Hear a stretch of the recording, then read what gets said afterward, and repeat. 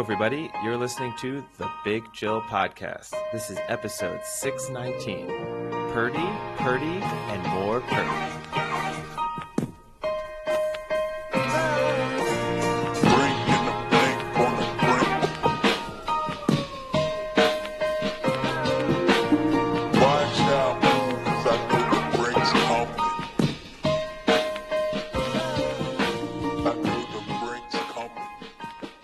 Hello, Big Chillians. Welcome back to the Big Chill Podcast. I'm Frank, joined as always with Eddie. Eddie, we're finally, hopefully, back on schedule here after some recording blips. Yeah, obviously with you traveling and being in some unfamiliar locations and maybe not the strongest Wi-Fi in the world, we hotel Wi-Fi, not what it's made out to be. Not what it used to be. I can tell you that much. Well, I think the issue is some hotels are really good that they'll give you like the better Wi-Fi. You can like pay for it, or if you're an elite member or whatever, you can get the better one. But in Europe, it's just free Wi-Fi for anyone in the hotel, and it's just awful. Like the Wi-Fi in Hamburg was brutal. Like not only could we barely record, but I could barely watch Hulu on it. It was awful. Oh, poor you. Yeah. Couldn't even watch the Americans. Oh dear, how did you survive? I don't know. But yeah, no, it's good, obviously. Back in familiar territories. Get back to our good recording schedule. So listeners, I know there'll be some people, probably some withdrawal, going on, but they'll have us back in their lives, back in their ears now. Yeah, and maybe a few years down the road, they can, put in for a special prize to hear one of our lost episodes, which is now we have another. Yeah. Once we, when either through Patreon or OnlyFans, whichever direction we decide to go down, we can have the lost, what do we play? Files. Do we play the Lost Files as we're like naked on OnlyFans? Yeah, that will be it. That's how we'll really start just churning the cash from the podcast. But yeah, no, obviously good to be back. Always a good reminder just to tell people now that we are back, make sure to subscribe, follow us on all of our various social media profiles, and, leave us a review. Always helps, always nice. Yeah. If you enjoy it. Even if you don't, we're fine with the negatives.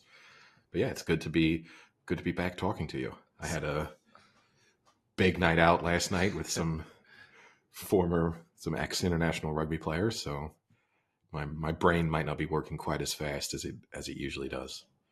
Because you were around them, or because you were out late? Out late, bit of alcohol out late. But I know something that will entertain you, something that reinforced my position in the world, my status in life, my sporting achievements. I know we love to talk about what could I do? What could I have been? What could I do now? How far could I kick a ball? Did you have a kickoff with the rugby players? Did not. We'll try and get that set up. However, so I was in a bar that we both, whenever you're in Paris, we regularly go to. No free ads. Yeah. Don't even say it. It's my local, it's my regular drinking spot. I was there. There were, quite a few, ex-international players, some, I think, 5 or 6 World Cup winners. So, quite a nice assortment of former rugby players with the World Cup going on and some big matches this weekend. And eventually, the owner of the bar brought me over to introduce me to them. And the first person I was introduced to, he said, "Hey, I'd like you to meet each other. This is John Smits, captain of the 2007 World Cup winning team for South Africa. And this is Eddie, my best client."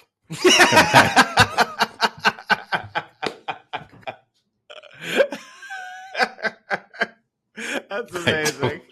I don't think two CVs have ever had starker contrast. That is so good. Which one do you think has drank more beers because of that intro? The captain of the 2007 World Cup winning team, or your best client at the bar? It'd be close. Yeah. That might be the only thing I get close to him on. He's probably got you beat on more free beers offered. I don't know. I mean, I do pretty well in that place. It would be, he'd be surprised if we could have that kind of tally on, if you had the sort of life stats that they sometimes discuss, like if you could see how many times you've done certain things. If I could, my tally on free beers would be fairly high. Uh, I'm glad that's what it was. I was hoping like you walked up to them and was just like, "Welcome to my bar, boys," like something like that. Like, "Hey, Prince of Paris, nice to meet you." And then literally as I was then introduced to more of them, as they sort of brought me into other groups and introduced me to other people, the description was, "This is Eddie. He's the bar's best client." That was that was it. And then I had to be like, "Oh well, and you are, former international with, 100 and something appearances for this team and whatever." Yeah. And that was just me, just a consistent drinker. It's like, oh yeah, you think you had a good run? I once came to this bar 37 days in a row, and they're not even open on Sundays. Yeah, Do that, buddy. I didn't bring that stat out. I didn't want to humble them, So that's going to be the second time we see each other. I'll just slip that statistic in. Yeah, that's but pretty it funny. does. So good night. Yeah, it was good fun. It was, we went out to another bar afterwards. Now, So were they okay with the level of fame having you with them as they went to other bars in Paris? Because I mean, I'm sure you were mobbed when you went to the other bar that you frequent at, and I'm sure they weren't expecting that level of fame. Were they able to handle it? I think they felt a little bit out of place. Okay. I will say this: at least there was a line. They wouldn't have been able to skip the line. I at least, was able to pull off the line. They could have killed everyone in the line, but couldn't skip it. So I at least had that going for me. But yeah, no, I think they eventually got settled in and, understood they were the Prince of Paris. It's nice. Now let me ask you this. Being someone who's, about an inch shorter than you, would I have felt a little small in this group? You would have felt small with the guys that we went out with afterwards. I mean, height-wise, actually, only a couple of them were very tall. A lot of the players, they weren't all, there were a few. Yeah, I mean, no, you would have been all right. You would have loved it, I will say, because you probably could have arranged a sprint outside the bar at some point. But in the very least, you could have had some bicep squeezing going on for sure. So, wait, me squeezing they're squeezing mine. Probably just a squeeze off. just a lot of squeezing. Yeah, but no, I think you probably, based on the physical interactions I had, I would have said you would have had some bicep squeezing going on. A lot of like back slapping and like shoulder grabbing. A lot of shoulder grabbing, chest slapping, back slapping. Chest slapping was the chest slapping's so weird. It's a mix. The chest slap, it's a difficult one too, right? Because you are straddling the line with the chest slap of being potentially a little bit aggressive. It's even like a hard movement to do. Yeah. You got to put your arm in an awkward spot to chest slap someone. But no, as a short king, you would have been all right.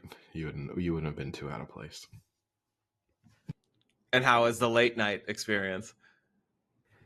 It was good.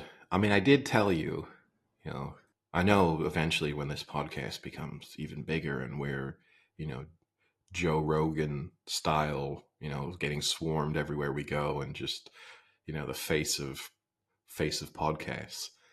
Might be difficult. That's a weird thing, considering it's an audio platform. Yeah, it might be difficult for us to go around, and it does make you sort of not want to be famous, because in the first bar we were in, people were people were coming over and asking for photos, but like pretty respectful. In the second bar we went to, especially as you get into like 3-4 in the morning, and so people are a bit drunker, so the way they approach, there's a lot of instant physical contact, which I wouldn't love. And there's people like coming up and putting, wanting a photo and like putting their hand around necks as the photo is being taken. Again, not trying to be aggressive, but probably not super enjoyable if you're on the receiving end.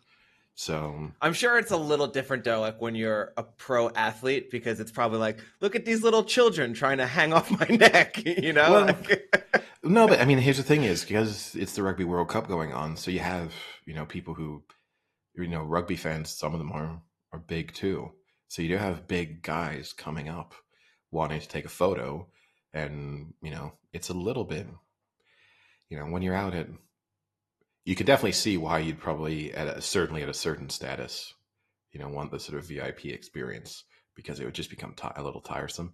And it's also the thing we've spoken about before, right? Which we've both experienced when you're around certain people, when you're at that kind of awkward level of fame where people see you have a photo taken with you and then they just want the photo, not necessarily because they know who you are, but because they've just figured out that you're probably famous, and they'll just like cover their faces and get the photo taken anyway. That to me is the one that's a little bit harder to swallow. it would be funny if we could do that for one of our friends. Like I'm thinking about like the bachelor, the stag party we have. If we could somehow set it up where like we planted us in a crowd, and then like one by one we kept coming up and like taking a picture with the person and seeing if we could get other people to be like, oh, can I get a picture with so and so? Like, oh, who is that? Who's that guy? Definitely doable, especially if you're foreign. I think that already makes people, it kind of raises their antenna a little bit once they think, oh, okay, I don't know who this is, but they're foreign and people are taking an interest. It'd be really easy, I bet, if we could do it, if it was coordinated when like a London NFL game is. And it could be like, oh, this is so and so. He's like number one wide receiver for the Jags or something like that. Yeah. Although unfortunately for the guy whose bachelor party we're going on, maybe not him. He had to be like the punter. Like, God, I just love the punter from the Jags. That guy is could be Mike McDaniels, coach of the Dolphins. Head coach, yes. That you could swing, and that actually would be sort of impressive. But yeah. But the other thing that did happen, which would have made you laugh too. So obviously there was a moment of just in conversation with a couple of them, really, sort of reasonably famous within rugby circles. And one guy came up wanting to get photos. This was in the original bar we were in. And I was just standing there, and he was, shaking. He started shaking hands with everyone. And they went, "Oh, you! I think I recognize you. Like your face looks familiar." And I went, "Nah, you don't. Don't." He's like, "No. Do you drink here often? No, yeah. Then you don't." He's like, your face looks familiar. I was close to trying to pull. I mean, are you really into the Big Chill podcast? But I felt like that had a very high risk of just coming off poorly. Like I might not have been able to land it. So just had to say I'm a complete nobody. That's funny. Oh man.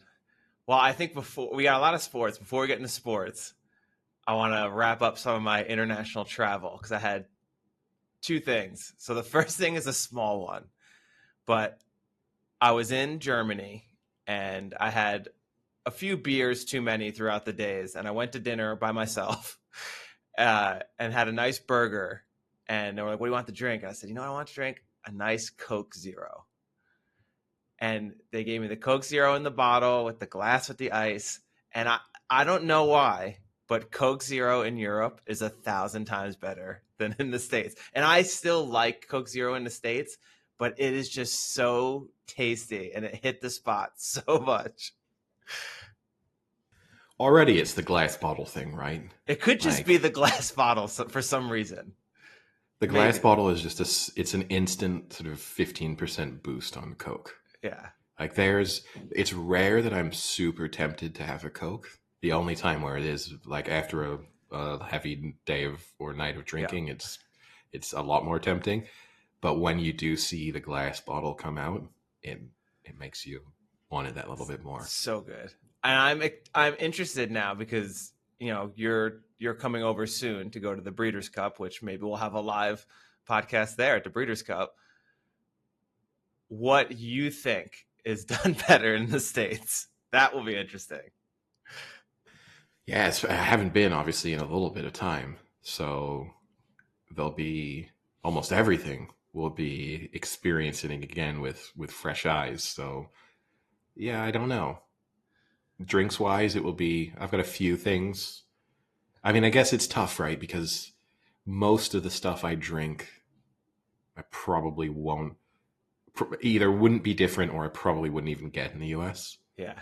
So that will be food wise. I don't know if we do fast food. I know we've discussed doing the chicken sandwich taste test stuff. That might be a little interesting because fast food is significantly different from the US to Europe. And then, yeah, we can see. We can come up with a list. And again, listeners can maybe throw us some suggestions on social media as to things we should try out and test on our little road trip. Yeah. And then the other thing is I got to watch a ton of movies on the plane rides. And I watched Fast X, the 10th installment of the Fast and Furious franchise. That movie has just become like one-line cliches mixed in with 45-minute action sequences. It is unbelievable. Whoever writes the script is like at a 5th grade level. Well, I think they're not, but I think their audience is. They know their audience, right? Like, it's an interesting evolution of a movie franchise because obviously, like we're both of the age where that original Fast movie, like the Fast and the Furious or whatever I mean, that was the name of the first one, right? Just the Fast and the Furious was kind of significant, right? It was kind of in that period where those movies were super popular, and it's unrecognizable. And I mean, this is not an original take, right? But those first three, the fact that it's the same franchise is kind of mind blowing because you've gone from people just street racing actual sort of somewhat realistic cars to dropping cars out of airplanes and shooting them out of submarines and like having them just plow through buildings. Yeah. So I wrote down 2 favorites. This is Dom, Vin Diesel lead character, who says, a cop and a street race driver, they drive down the same road long enough and they realize just how similar they are. Trust me, I know. The fuck does that even mean? It's one of those things that like sounds as if it should be deep and meaningful, but actually is just has zero substance. And then just the back and forth, like the tick for tack of one. There was a fight scene, and the one person goes, "I'd stay down if I were you," and then the person responds, "You gotta hit me harder than that to do that." And then the response back is, "Well, you're gonna regret getting up." And then the response is, "One of us will." That's all the movie was. It's just like these one-liners back and forth. You say this though, right? And like our friend Vasilis, who obviously regularly comes up on the podcast, if he heard that line, I mean, he's probably watched every Fast and the Furious movie because it does feel like it's truly in his wheelhouse. But he would think that was an awesome line. Like he would walk out of the movie theater thinking, I hope I get into a street fight and I get told, don't get up, you'll regret it. And I get to say back, one of us will. And then I knocked him out. Yeah, and it only made $715 million in the box office. So yeah, it's doing pretty well. As I said, my rants about movies these days. They're made for teenagers in China. Like it's not exactly high quality stuff. Yeah.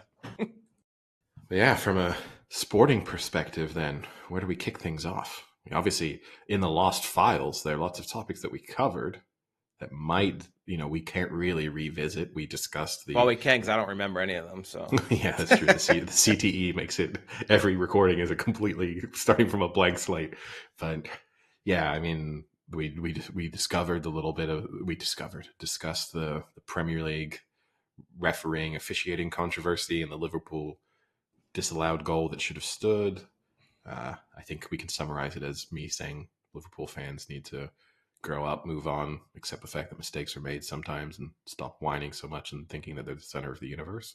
Yeah, I have to say, in almost every Premier League match I've watched since, anytime something went to like a VAR, like every commentator would comment, well, we all got the full audio of that and we can clearly know that this is the right call or something like that. There was always some comment about it. Well, I mean, I watched Spain against Scotland in the World Cup qualifiers on, I think it was Thursday night, Wednesday, or I'm pretty sure it was Thursday. And Spain, when it was 0-0, Oh yeah. scored a goal that was then disallowed. It was a little bit controversial. But in this instance, I mean, I actually think it was, in the end, he's offside. And the debate becomes, is he interfering with play? And I mean, he's obviously sort of impacting the goalkeeper's ability to move. So I think anyone arguing, it comes back. I think if you're on the pitch, you're interfering with play. It's obviously a sort of famous quote anyway, but uh, they weren't helped then. It went to VAR, and originally the broadcaster said that the goal had been disallowed because of a foul on the goalkeeper, which they were then discussing. It doesn't look like a foul, and then the official sort of report came through that it had been disallowed for offside, and then they tried to make it out that this almost as if the VAR had sort of changed why the goal had been disallowed. It's like, no, no, no. You guys you just saw it was disallowed. You watched the replay and you've decided originally that you thought it would have been disallowed for foul. And now you've found out the official reasoning was it was offside. You're trying to make it out like this is some confusion from an officiating standpoint. But in actual fact, it was just you erroneously reporting it originally. And instead of addressing it and go, oh, actually, no, it's actually offside. You've decided to try and kind of make it seem as if the referee has made a mistake somehow, and they're trying to make up for it. Yeah, and then I think so. What was it? Portugal, Belgium, and France were the first three to stamp their ticket to Euro 2024, right? Yeah. No. Yeah. Yeah, 2024. Yeah. Yeah. It is tough. I always get so confusing now with because it was a year off with the pandemic year has made really everything messes me up. Yeah, it's made everything a little bit more complicated, and that period of when they were using the correct year or when they were updating the year, it's made everything a little bit harder to follow. I have to say I had the classic happy but angry moment where I had like a 2 or 3 day parlay and it ended in Belgium and France both on a double chance. And I said, should I just take them to win? Like they should win, but still getting some decent odds with a double chance. Let's not risk it. And of course they both win. And okay, I won, but then at the same time, like, I could have won a good amount more had I been risky. But I know if I'm risky, when Belgium goes down a man and they're up 2 goals, they definitely let up 2 to tie it, and I get screwed on that. So it's like one of those things where whenever I am conservative, it'll win, and whenever I get a little ballsy, it always loses. Yeah, it's a tough one because you're happy, and then also it's the peace of mind. When you were sitting there and they were winning, and you've got your sort of double chance, so then you feel super secure, which is a nice position to be in. The sweating out the final few minutes of a match, whilst the win itself might be bigger, is sometimes not the experience you really want. Like it's kind of nice to be comfortable thinking, they need to score multiple goals for me to be losing here now.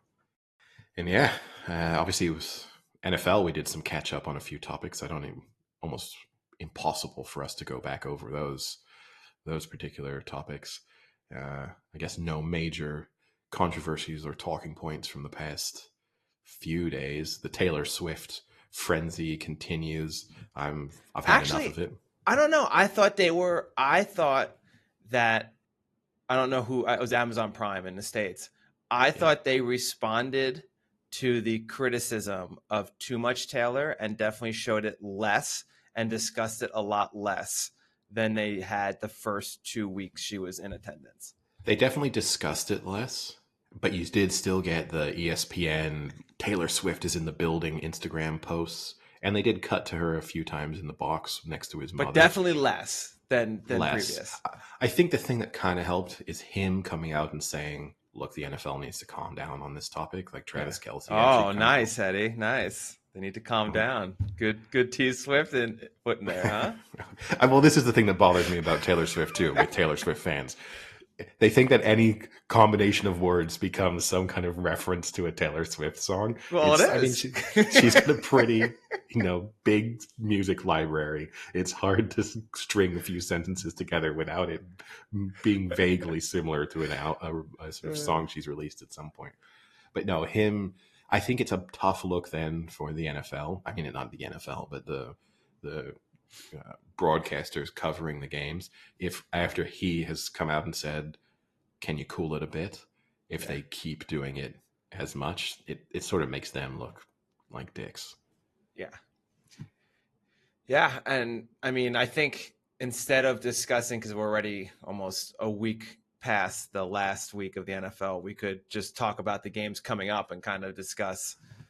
Well, on the Travis Kelce topic, though, I know we when the whole pandemic was going on and the vaccine debates, it's not something that we really got involved in on the podcast. Oh God. But I was fascinated by Aaron Rodgers inviting Pfizer Travis. boy.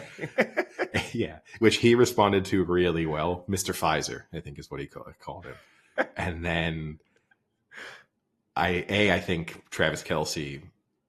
I'm not always the biggest Travis Kelce fan. I think seems nice, pretty genuine, and kind of entertaining. But there are moments when little attention hungry, for sure. But I thought how he dealt with the question about, but Aaron Rodgers inviting him to have a debate on the on the topic of vaccines. And then, in addition to inviting the fact that we want to see two NFL players debate the vaccines is already outrageous. But the fact that he suggested that Travis Kelce could have Dr. Fauci as his sort of wingman in this debate makes sense. That would be a useful addition. And then and Aaron Rodgers' tag team mate would be Robert Kennedy Jr. Just a debate the world does not need to happen. No. And the fact that he thinks like he genuinely, that's not him. He'll play it off eventually because Travis Kelce just sort of ignored it basically. He's probably going to play it off. He'll do the classic Aaron Rodgers thing where he'll say it was some social experiment and he was trying to expose mainstream media by, like, isn't it crazy that I even suggested that two active NFL players have a debate? Like, this is just me showing how dumb the world is. But, he would have, if Travis Kelce had said, like, yeah, let's do it. Let's do it on the Pat McAfee show because that's also the place where we need to rip our sleeves off and do it on the Pat McAfee show. But Aaron Rodgers has jumped the shark, whatever topic we want to use. He's just insufferable now. Yeah, I mean, you kind of criticize Travis Kelce for attention seeking, but at least his attention seeking is in like a goofy, I'm an NFL player and I love my life kind of attention seeking. Like I have a funny podcast with my brother, whatever. Aaron Rodgers, who is now not even playing and is on a team that like no one even really knows him that well. He spent one training camp with that team. So it's not like he's a diehard Jet, and like he can't be there, but he's rooting. Like he's kind of just floating right now in the NFL where he's not playing. He's not really he's not on the Packers anymore. So it's not like he can, be the voice of the team he's played his whole life with. And he just needs to be heard for no fucking reason. And it's getting so old. Like the fact that he's still on the Pat McAfee show, who the hell gives a shit what this 39-year-old injured player sitting in some fucking place in New York cares? I don't care what Aaron Rodgers thinks. If he were, well, I would care if he were going on the Pat McAfee show to analyze like that. He could be providing some incredible insights, right? Because I should have said that better. I don't care what he thinks about non-football vaccines. Quarterback related topics. Yes, yeah, which is the only thing he wants to talk about. Yeah, and I mean, which is a valid point, right? Aaron Rodgers is still making the fact that he did not get vaccinated a talking point, whereas Lamar Jackson, who also didn't get vaccinated, never an issue. You know why? Because Lamar Jackson doesn't talk about it. Like, it's pretty simple. Like you can just move on if you stop bringing it up. Like no one is obsessed with the fact that Aaron Rodgers didn't get vaccinated aside from Aaron Rodgers. Like he still thinks he has a point to prove. And he just feels now like just some contrarian And I can say this as someone who likes to be a contrarian at times, but he's just a contrarian who doesn't have people around him saying no, and so thinks that he can just wade in on every topic, and that he's exposing the hidden truths of the world at every turn. But it's a shame because, like I said, if he were going on the Pat McAfee show or anywhere else and breaking down the week's NFL games and giving the perspective of a Hall of Fame quarterback who's prepared to play all of these teams over the past this season and last season, and probably still involved in I'm sure he's helping Wilson in terms of the preparation he's going through for games. He'd be able to provide you with some really incredible insights that pretty much no one else can. And instead of doing that, he's calling Travis Kelce Mr. Pfizer, even though he decided to sign for the team owned by the Johnson & Johnson family. I mean, if you really care that much about vaccines, you sign for the wrong team in the NFL. And yeah, when he's on the Pat McAfee show, I genuinely he thinks he's on because people want to hear his takes and that McAfee, likes him and everything. I have the feeling that McAfee is just leaning into this and knows that having him on and getting his weird takes is definitely boosting his podcast fame or whatever. But I genuinely don't think McAfee agrees or really likes Aaron Rodgers that much. I think he just plays it really, really well. I would be not shocked if off air and everything, you ran into him one day and been like, oh, do you hang out with Aaron a lot? Because you get him on the podcast quite often. He's like, no, he's a fucking lunatic, man. I mean, I bet you they probably hang out. Yeah, I mean, at times, not consistently, but just because, again, I think you have to give Pat McAfee incredible credit for how he managed to go from a position that most people don't really care about and turn that into a really successful media career. So, but I think he's leaning into it a lot. He's just playing. It's the just persona. Aaron Rodgers is famous. I can get some clips that will go viral on social media. People are going to discuss it, and it's a way of making people tune in to the Pat McAfee show. It's just because this sounds stupid to say, right? It's just because Aaron Rodgers is really famous. This is, I mean, that's where I'd say agree. If he had, he's not getting him on for the content. If some other member of the media was just coming on and spouting exactly the same things as Aaron Rodgers, it wouldn't be interesting. But it's just let's just get him on, get him to say some wacko things. The clip will go viral. The people who love it, who are embracing all the conspiracy theories, will tune in because they feel like the truth is being spoken on the Pat McAfee show. And the people that hate it will tune in because they'll just want to hate watch Aaron Rodgers and Pat McAfee. And it works. He wins either way, right? Yeah. All right. So I guess sticking with the NFL, like I said, we won't go through them, but I just have, I guess, one talking point from last week. And that was the Sunday night game that was supposed to be the marquee matchup of the NFC with the Niners versus the Cowboys. I want your honest opinion. Do you think that's how good the Niners are? Or do you think the Cowboys just severely shit the bed? I do think, I mean, we had in our off podcast discussion, I just think that's a very good matchup for the 49ers. You just have these moments, right? I don't think they have any fear. We've seen them beat the Cowboys multiple times in recent seasons in the playoffs, even when the Cowboys maybe were a better team. So I think now the Niners are definitely better than the Cowboys. It's an excellent matchup for them. They go into it with total confidence. I also think the Cowboys are maybe not. I know they were your Super Bowl pick, right? So it's not looking so great for you right now on that front. But I think they're probably, I think for most people, they're not quite as good as we maybe thought they were in terms of preseason expectations. And Diggs being out is huge. Diggs being out is big. I mean, I don't think I do like some people have been like, well, it stinks. Is a cornerback really going to shift the game that much? Like, unless he was also going to play quarterback and running back and wide receiver, I don't think he was really going to be the difference maker in that particular game. But it hurts them for sure. And I think at the moment, the Niners are by far and away the best team in the NFL. The question is if they can stay healthy, because McCaffrey obviously doesn't have that many full seasons under his belt. Kittle doesn't. You know, there's some players people are like, well, Brock Purdy. I mean, Brock Purdy had a somewhat fluky injury in a playoff game. It's unlikely that he gets injured again. I mean, he might do in the same way that any quarterback could get hurt with a hit, you know, getting hit in the wrong way and getting a leg trapped or whatever.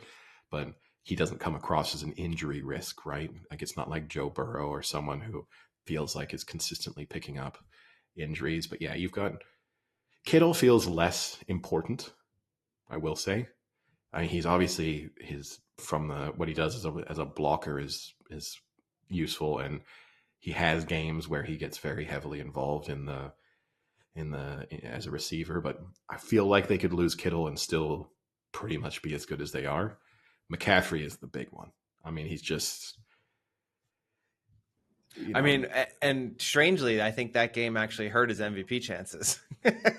Yes. A blowout win against the Cowboys, but he didn't do so well. Not that he didn't do well, but he didn't have the stats that he normally has. I think that's going to blow his chances. No, I mean, it helped Brock Purdy's chances because that was the game that it started to have the primetime game where it started to feel a little bit as if, well, okay, he is a game manager, but maybe we're not giving him quite the level of credit he deserves. And yeah, Christian McCaffrey is incredible as well, but, you know, he's not perfect. He'll make his own mistakes. He might fumble. Not every run is going to be a positive gain. So, yeah, I felt like, and that's reflected in the odds, right? Where Brock Purdy's odds have dropped a little bit and Christian McCaffrey's went out a little bit. Yeah, and we did talk on the lost episode about the week before. I forget exactly who it was on the Niners. Kind of gave a shout out to Daniel Jones and said, "How come you were throwing the ball out so quick when we played you? We would have liked some more sacks." And then this week you had George Kittle score a touchdown and pull up his shirt and have a "Fuck Dallas" t-shirt. So I mean, they're quickly becoming the villains of the NFL. I think they Didn't love that bit.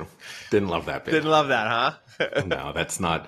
You know, I'm not a huge fan of. Again, you've got kids and stuff watching, and I do think you kind of set the standard of what's the behavior. You know, you're going to be copied. So, do you want little kids preparing T-shirts before they play one of their rivals and pulling it up to say "fuck whoever"? It's not. You can do better. Especially again, as someone like George Kittle, he's quirky enough as it is. He gets his attention. Everyone respects him as a player. Also, he has his personality. You don't need to be attention-seeking to that degree. Well, when you got skinny arms like that, you need to get some attention somehow, I guess. But, I mean, the Brock Purdy discussion is an interesting one, right? And I know, we occasionally discuss Bill Simmons and the Ringer. I'm not a huge fan of actually a lot of Ringer sports coverage, not to attack another media outlet, but I actually find Fuck you, Cousin Sal. No, I like Cousin Sal. Actually, I like Cousin Sal too. He's the only one I like. I like Cousin Sal. I like Ryan Russillo. I'm Bill Simmons. I enjoy, but it's more like Stephen Ruiz and some of their staff members who do this sort of more detailed analysis of sports, I kind of find them insufferable. They are just committing to the idea that Brock Purdy is really nothing special, and just that team is so good that basically any quarterback in the NFL would be winning every game. And obviously the team is excellent, but there has to come a moment in time on this one when you're just stringing together wins. You're not making catastrophic errors. He has nice passes in every game. He has undeniably good throws where I don't know why you want to be. I guess there's certain people who are just adamant that they're going to be the holdouts, the sort of Purdy deniers because when he does lose a game, when the Niners get knocked out in the playoffs, whenever something goes slightly wrong, they're going to take the credit for being the ones who said, we told you Brock Purdy wasn't good. But I mean, they've had some backlash. They do those like weekly quarterback rankings. A couple weeks ago, they had Brock Purdy 25th. I think it's just 2 weeks ago out of starters. They had Mac Jones as a better starting quarterback than Brock Purdy. Now, you can tell me that you don't think Brock Purdy is elite, but to tell me he's not at this point a top 10 NFL quarterback it's a tough look. I'm not saying he's Patrick Mahomes or Josh Allen. Like, the talent level is different. But then the time, and I don't want to make these comparisons. The talent level was different for, say, Tom Brady. Not necessarily the most talented quarterback from a sort of skill set perspective, right? But better than Phillip Rivers was more talented than Tom Brady. Tom Brady was a better quarterback. I mean, I guess, yeah, it's tough. I think he's a good quarterback. He's definitely moving up my rankings for sure. He's nowhere near in the 20s. That's ridiculous. And I keep comparing him to Alex Smith. When Alex Smith was in his prime, he was probably close to the top 5. You know what I mean? Like, the only thing that got Alex Smith out of Kansas City was Patrick Mahomes, who's the best quarterback, of this generation. So, like, he was still very, very good. Yeah, I mean, maybe he wasn't doing what Mahomes did, but he still won games. At the end of the day, that's what the goal is, to win games. But you do get a feel of a little bit of a game management with him. I mean, for instance, he's only had one game with over 30 pass attempts. And in today's NFL, that's pretty rare to see that. And that's against the Giants when they were dominating. Like, I don't even know why he was throwing the ball that much against the Giants. But that's also just Shanahan too, right? Like, you have to, there's the game manager discussion, but there's also, Shanahan loves the run.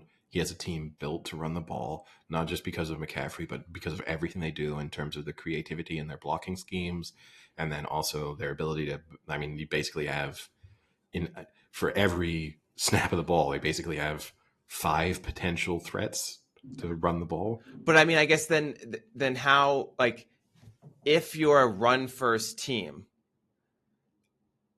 it's because you have the tools to run better than to pass. No, I think that's because Shanahan is a run first coach.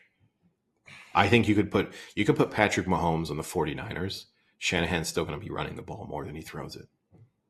Just because that's just in his DNA. I think he thinks that's how you win NFL games. Like, it's the most, it kind of goes back to that sort of like Southgate discussion with the England football team of a coach who ingrained in his DNA is the belief that there's a smarter way to win a sporting contest. And for Shanahan, he thinks it's running the ball. He thinks that's safer. He thinks you can dominate time of possession. You can sort of really take the will out of your opponent more efficiently. It's safer. There's less chances of a turnover. I think no matter who you put on that team, he would build a team over time to run the ball in terms of offensive line, running backs, fullbacks, wide receivers. He would want to tight ends. He'd want to have, but as I said, I think even if Patrick Mahomes' number of attempts would drop off significantly if he were playing for the 49ers. Also, the other thing too is because the role is you're just managing, because you're a run first team and you manage the offense. Here's the difference though. And I mean this very genuinely. Like, Alex Smith, especially in his time at the 49ers, was a game manager. He was safe, check down, non-explosive plays. Brock Purdy, he didn't really make many spectacular throws. If you take out basically the playoff game against the Saints, really no highlights to speak of during his time with the 49ers. He played in a playoff game where they didn't have a completion to a wide receiver. Brock Purdy won't have that. And he'll make over the course of every game, he makes 2 or 3 elite throws. And I don't think you would have said the same, even in his prime, about Alex Smith. You'd have said, hey, he's effective, no turnovers, reads the defense well, makes the smart play. Brock Purdy's doing all of that, but you do have to throw in every once in a while. Just be like, oh, well, that was actually a great throw, like undeniably great throw. And it would get Great more. 6 yard out. Look at that. No, but I mean, he has, he's not in the top 5 in throws over 20 yards. He's not in the top 10 over throws over 40 yards, and his longest throw of this season isn't even the top 30. again, it's their offense. And that's not an people have to separate. It's not because they see a limitation in him. It's because they think that's the best way to win games. Yeah, Like, I agree, but then like I don't think you can say he's an elite quarterback if you're not seeing like elite abilities yet. but I think you are seeing elite abilities in terms of the reads that he's making, in terms of, okay, he's got lucky. We've discussed it. He's had a couple games where there were some drop passes that should have been interceptions, and that would have maybe changed how his season so far looked. Not in terms of win outcomes, but in terms of from a statistical perspective. But I just think, he does enough over the course of every game. He has highlights from every game that if instead that was Justin Herbert, you'd be creaming yourself. You'd be sending me the clip of the throw, being like, "Oh, you think this guy isn't special?" But because it's Brock Purdy, it's like they come into every game with this preconceived notion that it's just a super talented team and he's just a game manager, and so they overlook the quality of either the read or the throw. And I mean, the question I would ask you or anyone: how many games in a row does he have to win before he would be an elite quarterback? Because there has to be a tipping point at some moment. If he wins 90 NFL games in a row, you know what I mean? Like there has to be a moment when, give me the number when he would have to be, it would be undeniable that he is in some way elite.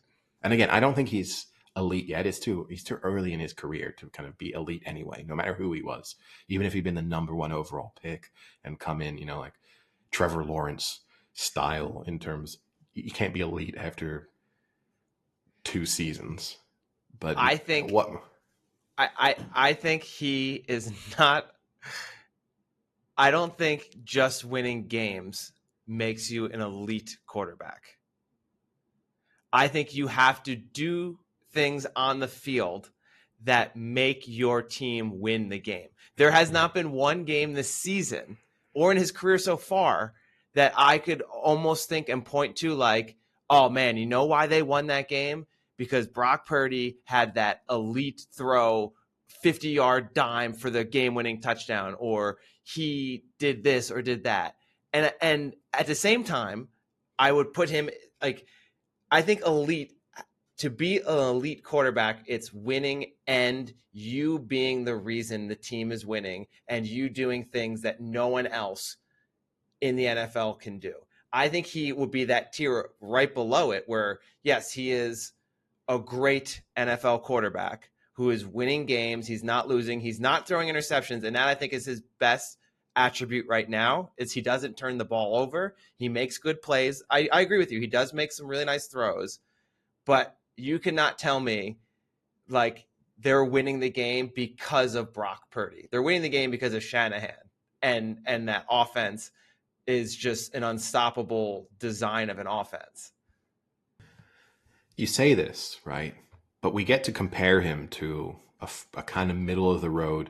And then the X factor in terms of doing the Purdy versus Garoppolo analysis is the Christian McCaffrey effect, because that obviously took this offense to a different level. And we didn't get to see really, the Garoppolo versus Purdy comparison there.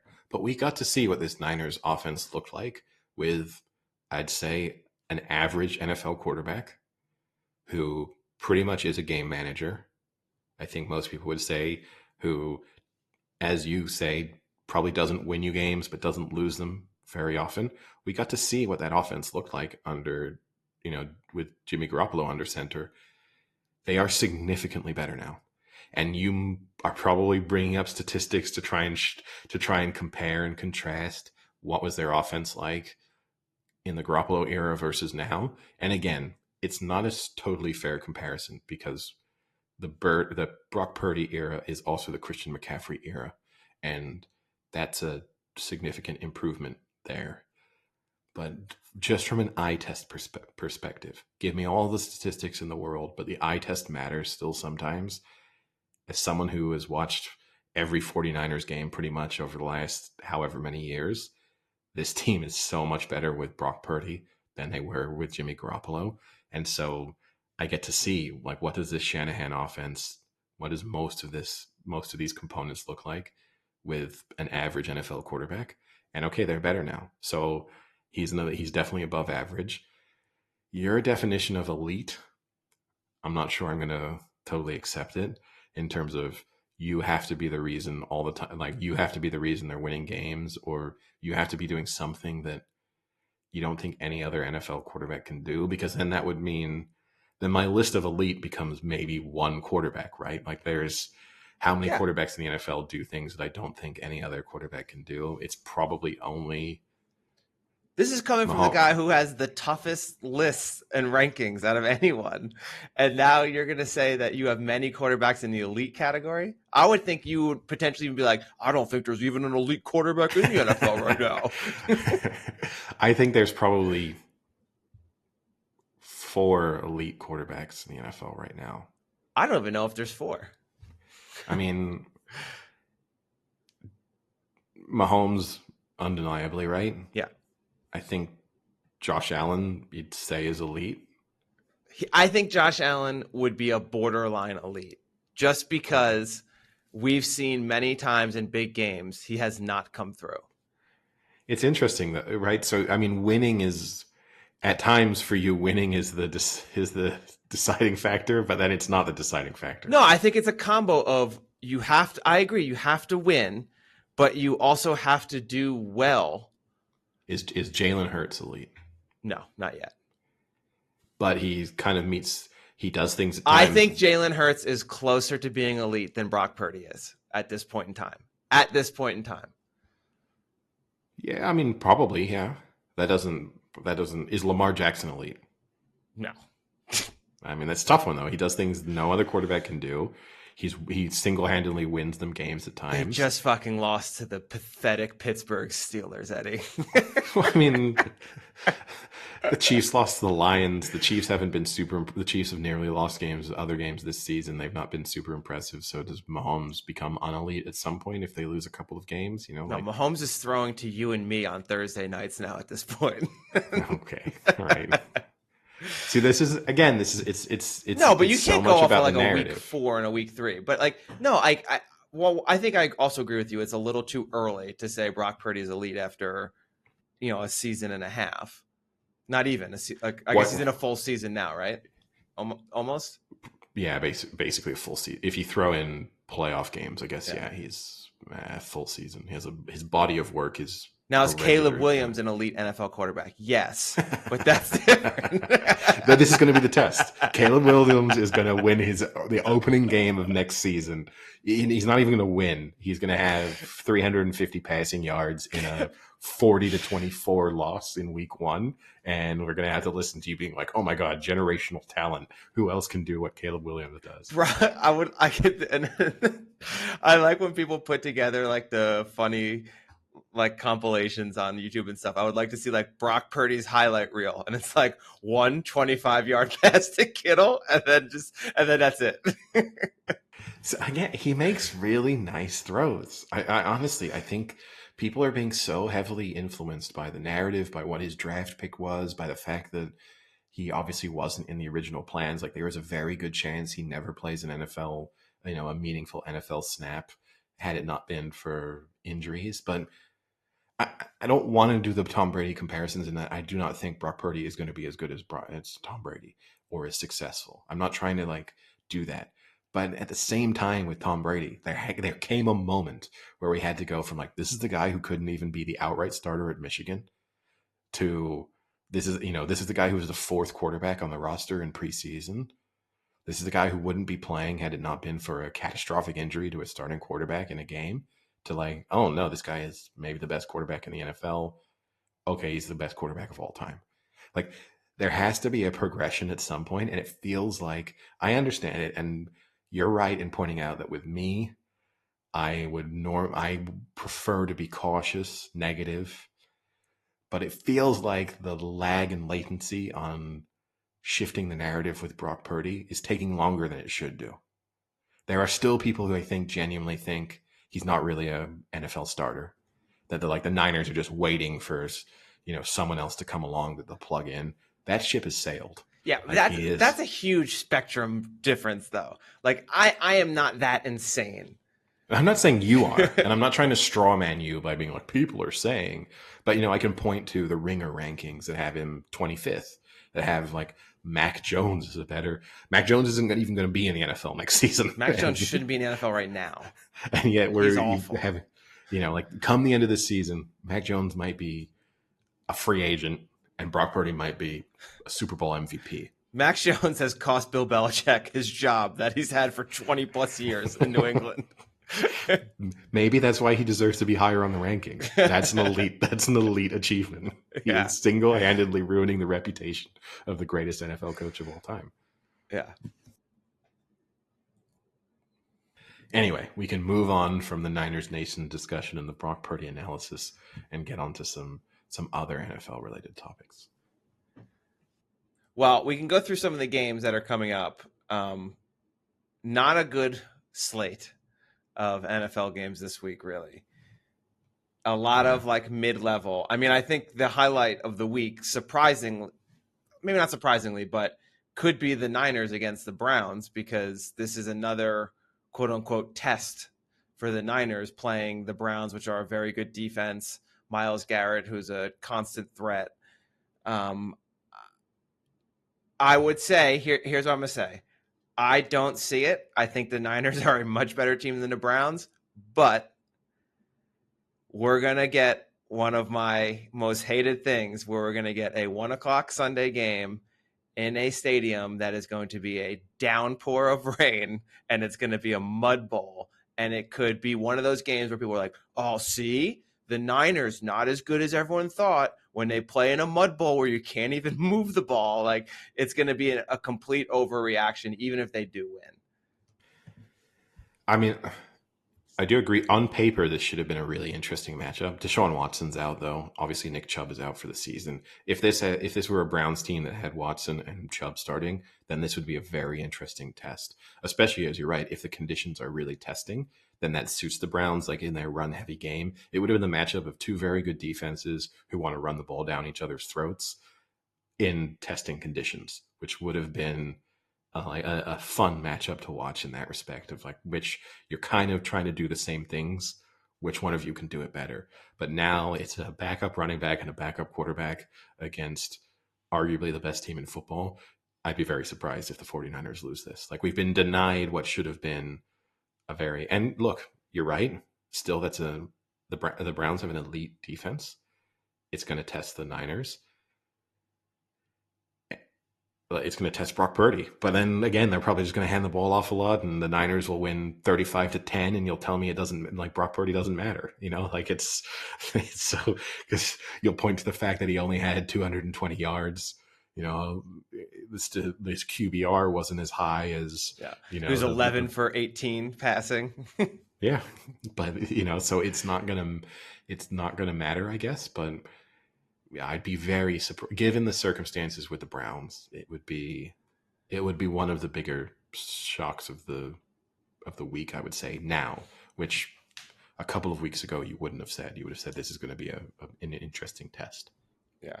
I mean, other than that, you have the Monday night game is a little interesting because you have Cowboys Chargers. So you have Cowboys who kind of need to get back on track after getting dismantled, and the Chargers who are making their playoff Super Bowl push right now.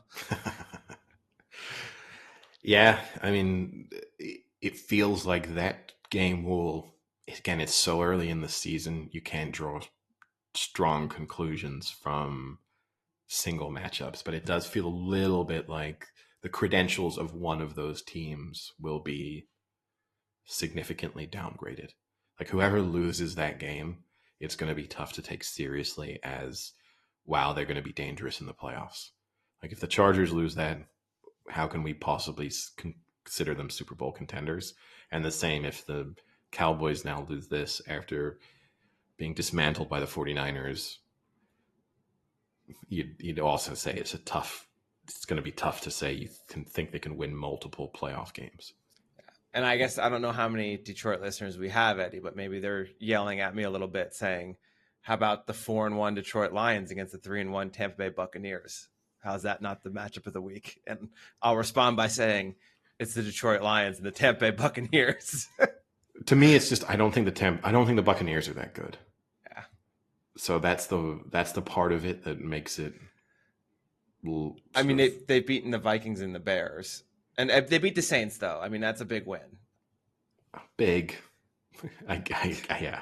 How you define big might be interesting there, but yeah, they've beaten the middle of the road NFL teams. They've pushed themselves from, again, I think if we kind of did a market correction on preseason expectations to how good they are now, they've gone from most people would have thought they were going to be one of the worst teams in the NFL to they are a slightly above average NFL team who I guess could make the playoffs because of their division. But then I think stand absolutely no chance of winning a playoff game. And then another primetime game I have to sit through in agony as the Bills play the Giants on Sunday night. It just, why do they do this to me? It's unfair to Daniel Jones at this point. We're going to get, I don't know why, we discussed it before, the Giants seem to just, I cannot, their like war room, draft room, I think one of the sort of characteristics they obviously look for in quarterbacks when they're drafting them is like must look goofy in a helmet, because Daniel Jones is following very strongly on the heels of Eli Manning in that respect. And I then feel sorry for him because there's going to be an interception or they're just going to be getting blown out by the Bills, and they're going to do the like slow-mo zoom in on just his slightly confused eyes peeping through his kind of like odd-looking face in his helmet. And I don't mean that he's not an odd-looking guy, really. It's just certain people like in a helmet. The face in the helmet doesn't look great.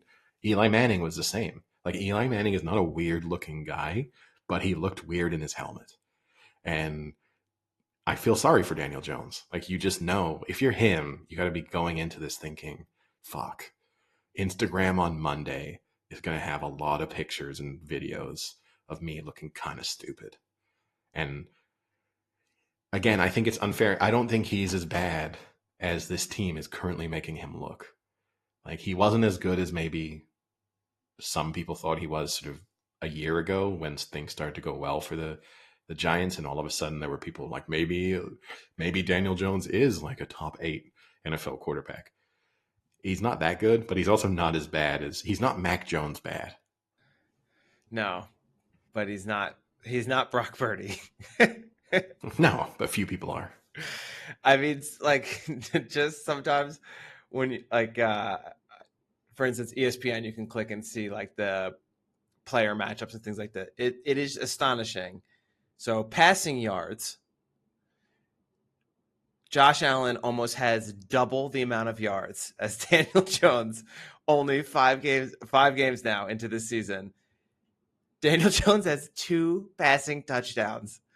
Josh Allen has 11. Like, that's insane. The leading rusher for the Giants is Daniel Jones. Receiving yards is Darren Waller with 230 yards receiving in 5 fucking games. Are you kidding me? Yeah. No, what a great signing, Darren Waller. Well, again, it's probably not his fault, right? I mean, the team's just not good. No, I mean, that's good for a tight end, like right now. Like, I think that's bad. Top 5 for a tight end. But, like, when that's your leading receiver, it's... Yeah, I mean, there's slight warning signs anytime your tight end is your leading receiver. Unless you're the Chiefs. Yeah, with a couple of... But even then, for the Chiefs, sometimes it's like, it's kind of as good as Kelsey is and as good as the connection is between Mahomes and Kelsey. It's also how much he has to rely on Kelsey at the moment is an indication of the lack of quality elsewhere, right? Because even in past seasons, you might have been like, okay, Kelsey's going to have the most receptions for sure on the Chiefs, but Tyreek Hill's going to end up with more yards and, like whatever. And the fact that at the moment it's like, well, yeah, Kelsey has to get 120 receiving yards in order for this Chiefs offense to look pretty good. Again, it's not a great indication. Daniel Jones shouldn't be too worried this week, though, because only 4 of his 5 starting linemen are potentially out. So there you go. Well, one of them, that's all you need. And look, at some point they're going to get some weird win. This is the other thing, right? Well, they have one win. No, I know, but you know what I mean? There's going to be like the Bills are going to have a really bad performance, and it's going to. But it seems just unfair to keep putting him in prime time with this garbage team. Can't they flex him out? You think I get it that they were a big market and they were supposed to be decent. Yeah. But how on earth they get selected for this many primetime games? Like, it's unfair to them. It's unfair to the NFL viewing public. And you're right. I mean, who else, which other game would I have chosen to be primetime? I would have rather, like, Cincinnati is a better game. Yeah. It's a much more interesting matchup, too. I would have rather Vikings-Bears as a primetime game. No. That I can't watch. It's going to deliver more entertainment. At least you got Josh Allen and Diggs in prime time. I mean, it's hard to make the case for any game being a worse primetime game. I mean, not just because they are by far and away the heaviest favorites, but just it's kind of amazing. At least we won't know they won't get flexed into any more primetime games later in the year. Well, no, because we'll probably get unlucky and they'll just end up being in like a crucial playoff game for the other team. So we're going to end up having to watch the Giants in the primetime like week 16 game just because of what the other team needs. It's just like now looking back, I'm already a little disappointed that they eked out that game against the Cardinals, because I'd be happier if they were 0-5 right now than being 1-4. That's because you want Caleb Williams. Yeah, which I still don't understand how that's going to be possible with the contract they gave Jones. Like it's going to be difficult to even get him. Like, I understand everyone wants the Giants now to tank. Like, on all my like Giant things that pop up on Instagram, it's already like how hard do we really even have to tank to get Caleb Williams? Because I mean, they only have left in this season four winnable games, and that's both against the Commanders, the Raiders, and the Jets, and actually the Patriots, I guess. So they have 5 winnable games. You think they win 2 out of those, they end the year on 3 wins. That might be too many. That might knock you out of the Caleb Williams pick. Well, yeah, aside from the fact, right, that Caleb Williams is threatening to... But he will play for the Giants. Yeah, for whatever reason, they've made it... It's New York. It shows what his priority is, which is make as much money me as possible. I don't know if that's what you want out of a quarterback. But for listeners who are unaware, he basically said he can make more money from his NIL deals than he can as in his rookie year as an NFL quarterback anyway. So if he's not going to go to the list of teams that he has decided he wants to play for, then he will just stay in college for another year, make more money, and wait for 12 months down the line to try and kind of land in a more favorable spot. Which we discussed. There is some truth to that with that first year. Yes, he's probably going to make more with the NIL, but you're signing a long-term contract where you'll get more money guaranteed by the end of that. Whereas if he goes back to college, makes $6 million, $5 million, I think he's making right now in NIL deals, but then gets hurt and never plays in the NFL, it's a net loss. Right. And also the other thing too, right? All of those NIL deals, which are, sponsorship deals and whatever, he can sign those in the NFL too. Like, it's as if it's not as if he gets locked into a situation where his only source of income in the NFL is going to be the salary that the team pays him. So it's a little bit, okay, you can get all of those endorsement deals and you can have your NFL salary. I understand. I just think it's sort of stupid. We've seen with the NFL, like, if you think you're that much of a game-changing quarterback, you're going to instantly, like, would he have put the Kansas City Chiefs on his list 10 years ago? Probably not. But now, of course, he'd want to play for the Chiefs. Like it's hard you can think too short term in the NFL in terms of where you want to be. There's lots of teams that, over the course of 5 or 6 years with an elite quarterback suddenly become incredibly desirable locations to play in. And then, so if you're that confident in your own abilities, then go and make a team good. But the one thing, I mean, this isn't a draft with only one quarterback in it either, right? This is a So, great QB draft class. This is going to be like one of the better ones since the Burrow year. so yeah, if you're the Giants, as long as you have a top 6 pick, you're probably going to have the chance to get a quarterback. But I mean, look, I'm looking at it at a NFL mock draft from 3 days ago. Has the Giants picking 6th and taking a wide receiver. So there you go. They're going to fix their receiving options. Problem solved. Welcome to the NFL, Keon Coleman, who is just going to radically overhaul the Giants offense through, I don't know, 9,000-yard receiving seasons. What would they need out of him? God damn. I don't know. But yeah, it is going to be a good QB draft class. I mean, I'm already all in on Caleb Williams, but I mean, you still have Drake May, who looks great. Michael Penix, who actually looks really, really good. I've watched him now for 4 years go through Indiana, and now at Washington, he's done really well. And then you've got old reliable Bo Nix, who seems to be in college for 14 years now. Yeah, Quinn Ewers from Texas as well. Yeah, Quinn Ewers is good too. All right. What other NFL-related topics are there? As I said, it's not a week of... I mean, I guess that Seattle Bengals game, probably the matchup of the week, just because... A lot riding on it. Yeah, like if the Bengals lose that one, I do feel like people have overreacted to them winning last week and like, oh, the Bengals are back. Like this is a tough test for them against Seattle. I don't know why. Beating the Cardinals? Yeah, no, but it is literally people are like, oh yeah, here we go. They're back. I actually think it's more reflective of the fact that the Cardinals are probably going to get closer to being worse. Yeah. But the Bengals are 3-point favorites for that game, and I don't think they should be. I think Seattle are the better team. Like I don't really know what we've seen from the Bengals so far this season to think that they should be favorites against really any other playoff team. I think at this point they should be underdogs against any team you think is a legitimate playoff. And Seattle has that quality win against the Lions, or the Lions' only loss this year. And that's a good win. Yeah. I think that's a solid win. And I mean, yes, they beat the Giants, and I think the Panthers are the other win. But like, okay, who have the Bengals beaten? Yeah.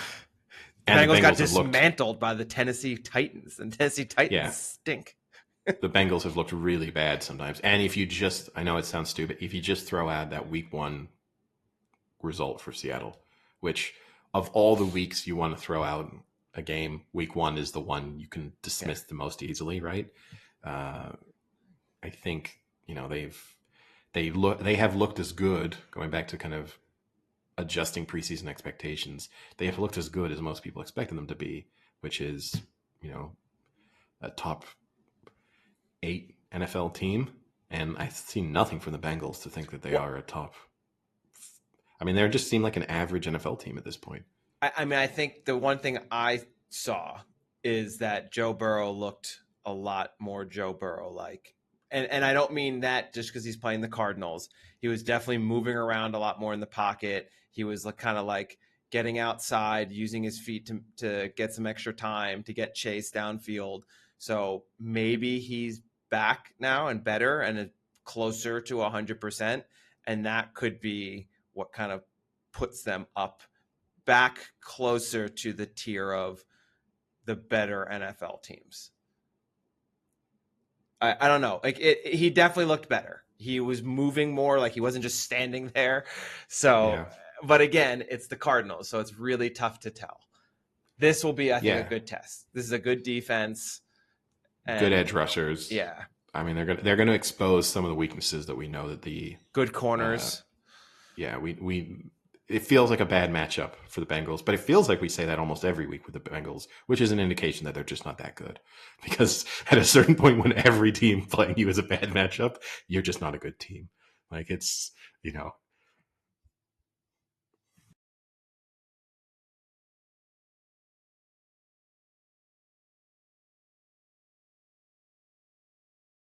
I got one I want to bring up, all right. and it is, the more I think about this is why I hate fantasy football, is that fantasy football makes players appear better than they are. And the prime example so far, I think, in the past 2 years has been Justin Fields, where last year you and I watched probably more Justin Fields than we should have watched. And the takeaway was he's not very good. But there was so much hype and optimism about Justin Fields going into this year. And I think solely because people saw, oh my God, he's a fantasy monster. Like, look at all these numbers he puts up. Look at these stats.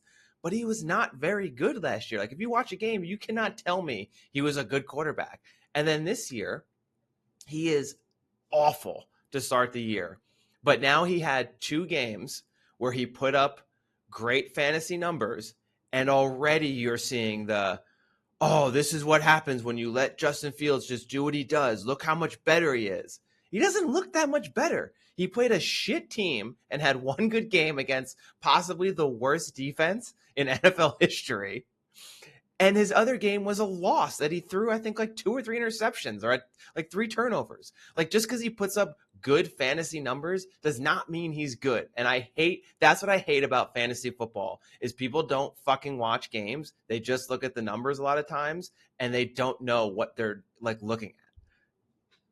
Yeah, and also he's done a good enough job of occasionally delivering in prime time. The sort of reverse Daniel Jones in a sense, where a lot of people will not be watching Bears games on a weekly basis, but will tune in to that Thursday night game against Washington, and the takeaway being, wow, Justin Fields is really good. And he does that just enough to keep people believing that he's better than he is. And I think also what people struggle to accept, you can be a pretty average NFL quarterback. I think he's a slightly below based on the quality of starters in the NFL at the moment. But even if you're average, you're going to occasionally have a really good game. Like, being an average NFL quarterback doesn't mean that you just pencil in every week like 15 for 30 for 220 yards and 2 interceptions. Like, you're going to have great performances maybe twice a season, but that's not what makes you great. It's the fact that you can't do it on a consistent basis. So yeah, Justin Fields, by the end, between now and the end of the season, he's probably gonna have 1 or 2 really good performances. Yeah. I mean, so the last game against the Commanders, he was 282 for 4 touchdowns. Great fantasy numbers. You look at it, he was 15 for 30. You are not a good NFL quarterback with a 50% completion rating. I'm sorry that you are not going to be lasting in the NFL with 50% completion. It just won't happen. Yeah, no, I agree with you. But yeah, for people, for whatever reason, I mean, also just the Bears, right? People convince themselves that the Bears aren't quite as bad as they are. They're not good. They're They're, 1 and they're 4. one. Yeah, They're like one of the worst. They're one of the worst teams in the NFL. But for some reason, people think that there's potential there that just hasn't quite been unearthed yet. And it's like, I mean, like, as again, going back to the Caleb Williams discussion, I mean, sure, maybe 3 years from now the Bears will be good, because if you do keep drafting pretty high and bringing in more talent, you can turn things around. But that's not going to legitimize the thought that right now they're good. If you see what I mean, like, the Bears being a playoff team in 2026 doesn't mean that they were good in 2023. Like, the two things are not necessarily the same. And then on the other side, I think what you are seeing is CJ Stroud is still putting up some really nice numbers. Still no interceptions. It's the longest streak for a quarterback beginning his starting career without throwing an INT. And I mean, he looks decent. If they could put some better talent around him, I think, talk about teams that you don't want to play for that might want to play for. The Texans might be a playoff contending team this year. All right, let me put the question for you. Stroud versus Purdy. Who do you think is better? Oh, Purdy. Okay, all right. Yeah, I mean, Stroud has 2 wins. No, I know, but it's not about wins, right? It's just you could be, I think Stroud is more talented than Purdy. I mean, he might be more talented, but that doesn't mean he's the better quarterback. I mean, I think the thing I agree with you. How much we're gonna fucking talk about Brock Purdy? The thing that I agree with you the most on, there is a lack of importance put on how well a quarterback can go through his reads and his progressions and understand where a throw needs to be in that split second. Like I think people get lost in arm talent and things and running abilities and stuff like that, and they don't realize that what makes Tom Brady the best quarterback is when he stepped up to the line, he already knew in his head what the hell was going to happen before that snap took place. And the same with Peyton Manning. Like, Peyton Manning had a great arm, yes, but like talent wise, I bet you Patrick Mahomes has him beat in almost every attribute. But Peyton Manning could get to a line and he would know what his offense and what that defense was doing, and he already had it worked in his head and could go through those progressions so quickly. And I think Brock Purdy is really good at that. Yeah, and just look at sports fans or analysts or whatever. Sometimes, like, there's a real skill in doing simple things efficiently and making things look simple. And sometimes we don't appreciate that enough. People want, like, you want the guy like scrambling around in the backfield and then having to chuck the ball 60 yards, but it's like fundamentally something went wrong that led to all of that having to happen. And maybe we give too much credit to the ability to get out of a mistake you've made versus not making a mistake in the first place. Yeah, and that, I mean, I think, again, it's too early for the CJ Stroud part, but I think if you're doing Bryce Young versus CJ Stroud, from what I've watched in both of them, Stroud seems to go through his progressions really well, whereas Bryce Young has had a few plays where he's like staring at the receiver before the ball's even snapped. Like, he's just staring at him, waiting for the snap, and then like he knows he's going there, And I think you can see it, and in rookies you can definitely see it. But you hope as they progress in their career they get better. But that looks like what Brock Purdy, that he has that talent. Yeah, I'm worried for Bryce Young. I mean, now that we've shut the door on this week's NFL, any other topics you have? I'll say one thing: the Cricket World Cup we really haven't talked too much about. It's a little unfortunate that it's taking place in India because I don't have many opportunities to watch, but I do enjoy waking up and getting to see like the last 20 over chase of any team that's going on, and that seems to consistently be what's happening. So today I woke up and got to see India need, I think it was 40 from 240 balls. Yeah, they haven't been any. The Sri Lanka Pakistan match had a really close finish. Yeah, but aside from that, the quality has not been great. Yeah, and a disappointing England lost in that first one against New Zealand. That should have been a better match, and it wasn't. Yeah, the tough thing with the format of the Cricket World Cup, though, is super forgiving to the good teams. Like, you can lose multiple matches in the group stages and still make it through. So, yeah.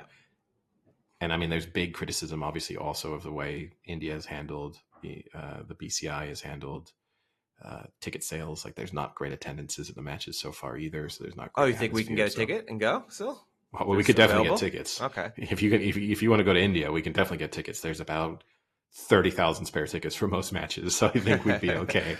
But yeah, that's a little bit of a shame to tune into such an elite sporting event and see mostly empty stadiums. So, that's always a little bit. It also then just removes some of you kind of don't feel like you're watching anything special. But India look definitely the team to beat. I mean, they're their favorites. They're on home soil. They're one of the best teams in the world anyway. I think there was, again, talking about overreactions, I do think people have seen that England's lost to New Zealand and decided that maybe England aren't really in with. I think they've dropped to sort of fourth favorites, fifth favorites all of a sudden, just on the back that's of an that result. overreaction. Yeah, I mean they still have the talent to beat anyone. India are probably the most consistent team, and the conditions suit them. So you'd make India strong favorites, but yeah, it's nice. It's nice to have. Again, we always speak about it, right? It's like every day you're guaranteed to have sort of a nice quality sporting event, so it's good. Yeah, unless you live where I live, and every match starts at 1:30 in the morning. Just got to get up early. But just as maybe one final note, I did when I got home yesterday from that long night out, I did watch the end of the Colorado. Well, I watched the entire second half of the Colorado Stanford game. Of a game that you probably normally wouldn't have zero interest in watching. Colorado Buffaloes versus the Stanford Cardinal in football. I hate watched it, and I loved every moment of it as just watching Deion Sanders as they blew that lead. Well, no. Who's? Oh, you mean Coach Prime? Oh, you mean Coach Prime? Oh, okay. Sorry, I didn't use his official name. Yeah, it is brutally annoying that the announcers also call him Coach Prime. It drives me insane. Yeah. But yeah, obviously 29-0 up at halftime, ended up losing 46-43 in overtime. Could have lost in double overtime. Could have lost in regulation. I mean, the Stanford drove down the field and kicked the game tying field goal, but weren't not that far. With a little bit more time on the clock, would have been in a position obviously to win the game outright. It's just a catastrophic loss. And I just hope we'll keep hearing about Colorado, but there's no reason why we need to be paying that much attention to them. No. And they still have like 5 tough games left. At this point, they should be fighting for 500. That should be the goal. If they even get that. I did see there was a great, I think ESPN had something on Instagram where it was like, Deion, Coach Prime brings out all the celebs for the game. And it was like Cedric the Entertainer. I forget, it was like one or two other, like one was like an actor, and then maybe like a musician or a rapper, and then the last one was Andrew Luck. And I was like, no, I'm pretty sure Andrew Luck's not there. I'm pretty sure he's there because he went to Stanford, maybe. Like, no. He's just a huge coach. Maybe does Andrew Luck have any eligibility left? Maybe he'll sign up to play for Colorado. Maybe. It is. He was trending on Twitter, Andrew Luck. It is. He's kind of evolved into Bigfoot at this point. Like the Andrew Luck sightings are so few and far between that as soon as he's seen somewhere, it's like a huge, like, where has Andrew Luck been for the last 2 years since we last saw him? Where in the world is Andrew Luck? And he's just literally sitting at home. Yeah, just living a really nice life as a probably got a nice house. It says he just likes traveling the world. Yep. I bet he's got a nice like infinity pool, the one that like looks out with the false edge. I bet he's got one of those. He just sits in there and hangs out. I don't know. With his drool control, I don't know if he's a guy who can really, really go into pools. That might be too risky for him. All right, I guess with the comment on Andrew Luck's drool, we can call it a day. Yeah, fitting way to end. All right, talk to you later. See you.